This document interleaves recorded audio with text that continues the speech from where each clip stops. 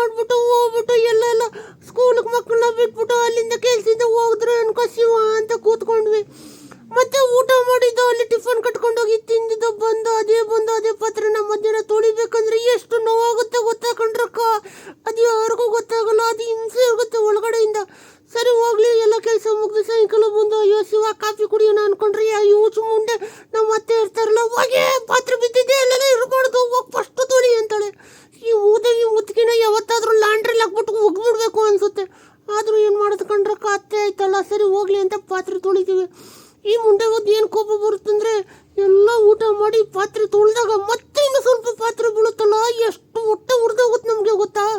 ಆವಾಗಲೇ ನಮ್ಮ ಕಷ್ಟ ಯಾರಿಗೂ ಏನು ಗೊತ್ತಾಗಲ್ಲ. ಸರಿ ಹೋಗ್ಲಿ, ಎಲ್ಲ ವಾಶ್ ಮಾಡಿದ್ವಲ್ಲಪ್ಪ. ಶಿವ ಸಂಡೆ ಬಂತು, ಏನಪ್ಪ ಇನ್ನೇನು ಆರಾಮಾಗಿ ಮಲ್ಕೊಳ್ಳೋಣ ಅನ್ನೋ ಟೈಮಲ್ಲಿ ನಾಳೆ ನಾಡಿದ್ರಲ್ಲಿ ಹಬ್ಬ ಬಂದ್ಬಿಡುತ್ತೆ.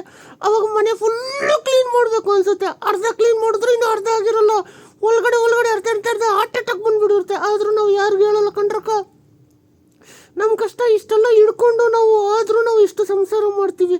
ಆದರೆ ಮನೇಲಿ ಒಂದೇ ಒಂದು ಮಾತು ಕೇಳ್ತಾರೆ ಅಂದರೆ, ಏನು ಮಾಡ್ತೀವಿ ಕೂತ್ಕೊಂಡು ಮನೇಲಿ ಅಂದ್ರೆ ಅಷ್ಟು ಚುರ್ರನ್ನುತ್ತೆ ಇಲ್ವೋ ನೀವೇ ಹೇಳಿ. ಸರಿ ಹೋದ್ರೆ ಹೋಗ್ಲಿ ಬಿಡ್ರಕ್ಕ ಅಂತ ನಾನೇನು ಮಾಡ್ತೀನಿ, ನಮ್ಮ ಗಂಡನ ಮನೆಗೆ ಹೋಗಿದ್ದೆ ಕಣ್ರಕ್ಕ. ಅಲ್ಲಿ ನಿಮ್ಮದೇ ಆಗಿರೋಣ ಅಂದರೆ ಆ ಮೋದೇವಿಗಳು ಅಷ್ಟೇ, ಅಲ್ಲೋದ್ರೂ ಪಾತ್ರೆ ತೊಳಿಯೋಕೆ ಬಿಡ್ತಾರೆ. ಹೆಣ್ಮಕ್ಳು ಬಂದಿಲ್ಲ ಮುಂಚೂರು ಇದು ಉಜ್ಬಿಡು ಹೋಗಮ್ಮ ಅಂತವ್ರೆ. ಮನೇಲೂ ಉಜ್ಜಿದ್ದು ಸಾಕ್ದೆ, ಇವಾಗ ಅವ್ರ ಗಂಡನ ಮನೇಲೂ ಉಜ್ಬೇಕಕ್ಕ. ನೀವೇ ಹೇಳಿ, ನಾನು ಹೇಳತ್ತಪ್ಪ.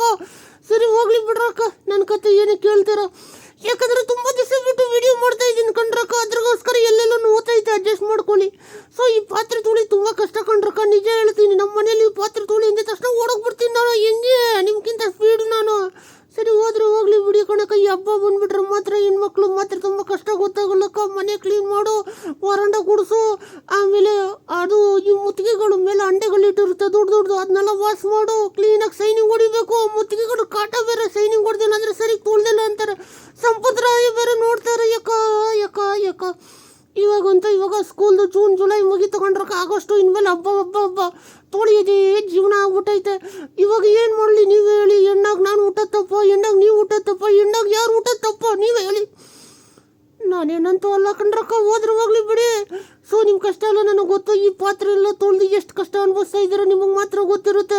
2 ಮಕ್ಕಳು ತಾಯಿ ಆಗಿಬಿಟ್ರು ಪಾತ್ರೆ ತೊಳಿಬೇಕಲ್ಲ. ಇನ್ಮೇಲೆ ನಾನು ನ್ಯಾಯನ ಚೇಂಜ್ ಮಾಡ್ತಾ ಇದ್ದೀನಿ. ಕೋರ್ಟ್ ಆದೇಶ ಬರಬೇಕು, ಗಂಡು ಮಕ್ಕಳು ಅರ್ಧ ತೊಳಿಬೇಕು ಪಾತ್ರನ. ಇದೇ ನನ್ನ ರೂಲ್ಸು ಅಂತ ಕೋಕಿಲು ಅಂತ ವಿಡಿಯೋನ ಏನು ಮಾಡ್ತಾಯಿದ್ದೀನಿ. ವಿಡಿಯೋ ಇಷ್ಟ ಆದರೆ ಶೇರ್ ಮಾಡಿ, ಲೈಕ್ ಮಾಡಿ, ಸಬ್ಸ್ಕ್ರೈಬ್ ಮಾಡಿ ಅಂತ ಹೇಳ್ತಾ ಈ ಪಾತ್ರನ 2 ಸಲ ಕುಟ್ಟಿ ಹೋಯ್ತಾ ಇದ್ದೀನಿ. ಟಾಟಾ, ಬೈ.